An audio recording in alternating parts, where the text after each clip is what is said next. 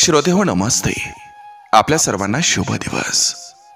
श्रोते हो, आपल्या सर्वांना माहिती असणारं एक नाट्य क्षेत्रातील, अभिनय क्षेत्रातील एक आदराचं व्यक्तिमत्व, ते म्हणजे दादा कोंडके यांच्या एकटा जीव या पुस्तकातील शेवटचं पान आहे. आणि त्या शेवटच्या पानावरती त्यांच्या आत्मकथनात, आत्मचरित्रात ते असं लिहितात की आज माझ्याकडे एवढा पैसा आहे, प्रॉपर्टी आहे, पण ते मिळवून काय उपयोग आहे? कुणासाठी मी हे सगळं काही कमावलंय? माझं दुःख, एकटेपण मी सहसा कुणाला जाणवू देत नाही, त्यामुळे मी एकटा मजेत जगतो, अशी बऱ्याच जणांची समजूत आहे. एकटेपणाच्या बदल्यात देवानं मला पैसा, प्रसिद्धी, यश हे भरपूर दिले. सर्वांनाच आयुष्यात मनासारख्या गोष्टी मिळत नाहीत, अशी मी स्वतःची समजूत घालत असतोय. पुढच्या जन्मी देवानं मला पैसा, यश, प्रसिद्धी काही नाही दिलं तरी चालेल, पण एकटेपणा देऊ नये. माझी म्हणता येतील अशी माणसं द्यावीत, आणि हीच माझी इच्छा आहे. श्रोते हो, यातून आपण नेमकं काय घ्यायचं? पैसा, प्रसिद्धी, यश हे सगळं काही इथंच ठेवून जायचं आहे. पण माझी म्हणता येतील अशी माणसं ही जर आपल्याला दिली असतील, ही माणसं आपल्या अवतीभोवती असतील, आपल्या सोबत असतील, तर त्या माणसांना आपण जपलं पाहिजे. कारण तीच आपली श्रीमंती असते, तोच आपला पैसा असतोय, तेच आपलं यश असतंय, आणि तीच माणसं आपली प्रसिद्धी असते. इतकंच आपण समजायचं. नक्की विचार करा. चला, आजही आपल्यासाठी सुंदर विचारांची ही शिदोरी, ही मालिका अशीच पुढे घेऊन आलोय. चला, करूया सुरुवात सुंदर विचारांना, सुंदर सुविचारांना.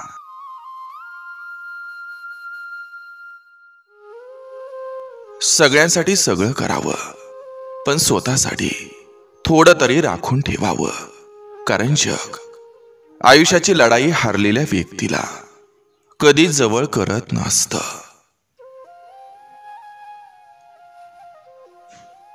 कल्पनेतील स्वर्ग सुखाच्या महालात रमण्यापेक्षा आपल्या वास्तवातील मातीच्या घराच्या चार भिंती जास्त उबदार असतात. आपली ओळख ही आपल्या नावानं नाही, तर ती आपल्या कामानं असावी. आयुष्यात प्रेम करणारी व्यक्ती ही तेव्हाच मिळते जेव्हा आपलं प्रेम खरं असतं. आयुष्य हे कठीण आहे, पण तक्रारी करून ते सोपंही होणार नाही, म्हणून प्रयत्न करत राहा. स्वार्थ, गैरसमज, मोह या गोष्टी सांगून येत नाहीत, आणि जाताना सांगण्यासारखं काहीच ठेवत नाहीत.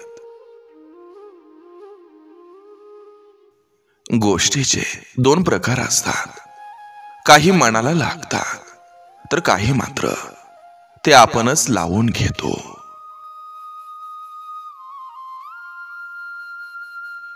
कमीपणा पचवून घ्यायलाही माणसाकडं मनाचा मोठेपणा असावा लागतो. माणसाला जेव्हा गरज पडते तेव्हा तो कावळ्याला सुद्धा इज्जतीनं बोलावत असतो.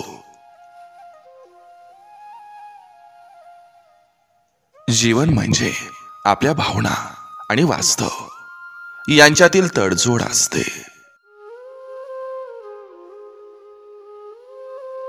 जसं चांगले दिवस राहत नाहीत, तसंच वाईट दिवसही राहणार नाहीत.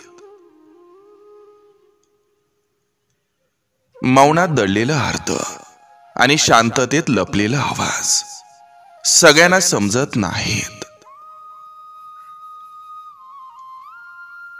मनात राम आणि हाताला काम जर असेल, तर कधीच वाईट विचार मनात येत नाहीत. सिगारेट गरजेची नाही, तो बनवणारा श्रीमंत आहे. दारू गरजेची नाही, तो बनवणारा श्रीमंत आहे. धान्य गरजेचं आहे, पण पिकवणारा आजही गरीब आहे. आजकाल लोक गरज पडल्यास सुईसारखं नरम वागतात आणि गरज संपली तेव्हा सुईसारखं टोचून बोलतात. स्वतःच्या दुःखावर हसता यावं एवढं मोठं मन असावं. माणूस नेहमी देवासमोर भिकारी आणि भिकाऱ्यासमोर देव असल्यागत देखावा करतो. कोणतंही नातं टिकवायला हिंमत लागत नाही, तर एकमेकांची किंमत कळावी लागते. कारण किंमत कळाली की हिंमत आपोआप येत असते.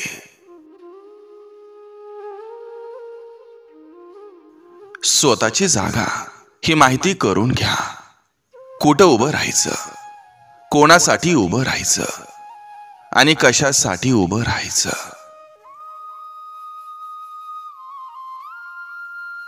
आवड असलेल्या गोष्टीची निवड करण्याचं स्वातंत्र्य स्वतःला देता आलं की जगणं हे सुंदर होत असतं.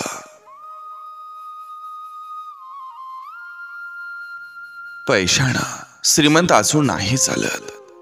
आनंदी जीवन जगण्यासाठी मनानं श्रीमंत असणं गरजेचं असतं. एखाद्याची निस्वार्थी मनानं घेतलेली काळजी आणि केलेली मदत ही नेहमी समाधानकारक असते आणि समाधानी माणसं नेहमी सुखी असतात. एकच विषय हा सारखा समजावून सांगत बसण्यापेक्षा तो विषय आणि ती व्यक्ती सोडून दिलेली बरी असते. सुंदरता फक्त माणसांच्या दिसण्यावरून ठरवली जात नाही, तर त्याच्या बोलण्यातून, वागण्यातून आणि त्याच्या स्वभावातून ठरवली जाते.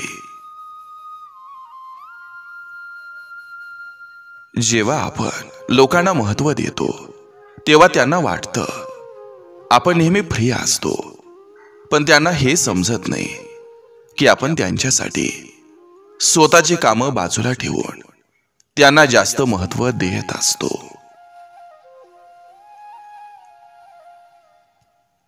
जिथं लोक पलटी मारायला बघतात तिथून आपण कलटी मारायला शिकलं पाहिजे.